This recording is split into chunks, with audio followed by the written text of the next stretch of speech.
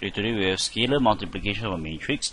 Basically, if a matrix, right, is multiplied by a scalar, okay, then the product, right, is simply obtained by multiplying every element in the matrix, right, by that scalar.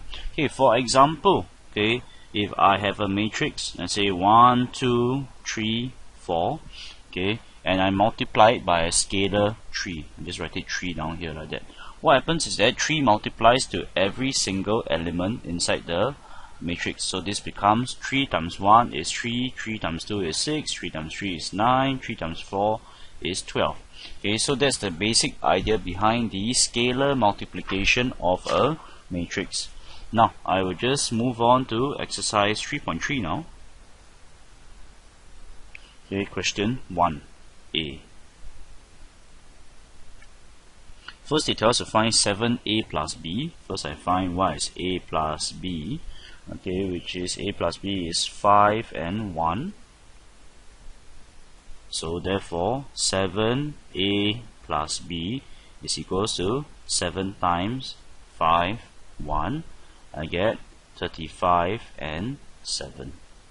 So, that's 1a. 1b, 7a plus 7b. Okay, 1b is 7a plus 7b. Okay, so 7a, okay, 7 plus 7b. Okay, so far? Okay, I'm just working through quickly because it's easy. 21, 35 plus 14, negative 28.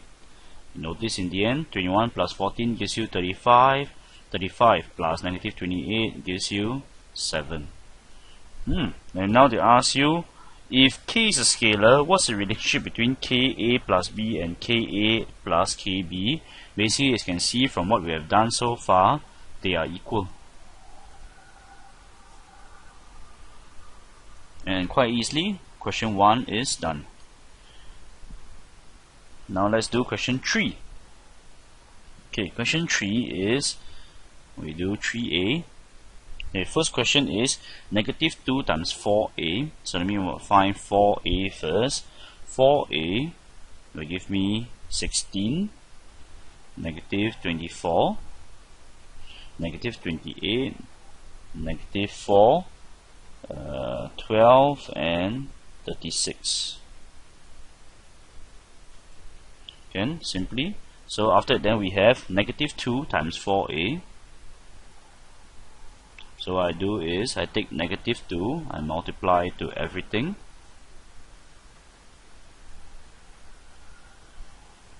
So what I get is negative 32, positive 48, positive 56, positive 8, negative 24, negative 72.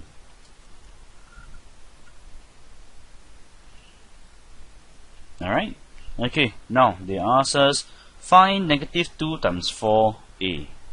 So negative 2 times 4a will actually give me negative 8a, which gives me negative 8 times a, 4, negative 6, negative 7, negative 1, 3 and 9. You calculate everything. Okay, it should give you negative 32, 48, positive 56, positive 8, negative 24, negative 72. And voila, look, these two matrices are the same. So for part C, just like the question we did just now, they are equal. Simple enough.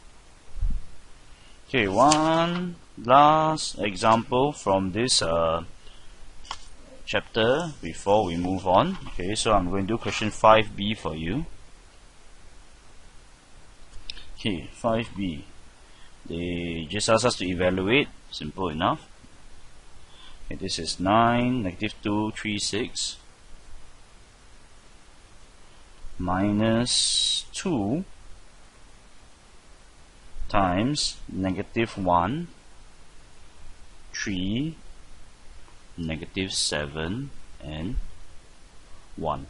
Okay, here's where I have to make a suggestion to you. Okay, don't multiply in the entire negative 2 there. Okay, it might confuse you.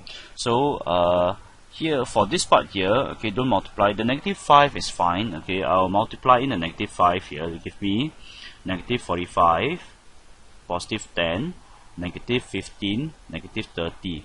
But for the other term, I suggest, right, you leave the negative sign out of it. Just leave it as negative. Just multiply in the 2 itself. So instead of multiplying negative 2, you just multiply in 2 itself to give me negative 2, 6, negative 14, and 2. So you notice I multiplied the 2 in, but I left the negative 1 outside.